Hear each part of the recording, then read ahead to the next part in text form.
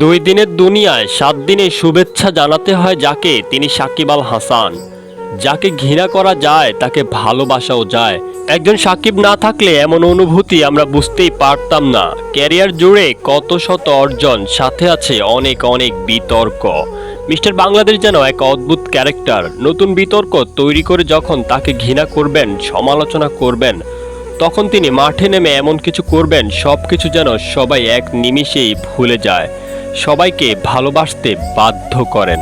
হ্যাঁ, সাকিব এমন এক অদ্ভুত চরিত্র, গোটা দুনিয়ায় যা একজনই। অনেকের অর্জন, অনেক কিছু থাকতেই পারে, তবে বাংলার একজন সাকিব আছেন। আমাদের গর্ব করার বিষয় একটাই, বাংলাদেশের বিশ্বকাপের চেয়েও বড় কিছু যেটা, সেটা সাকিব আল হাসান।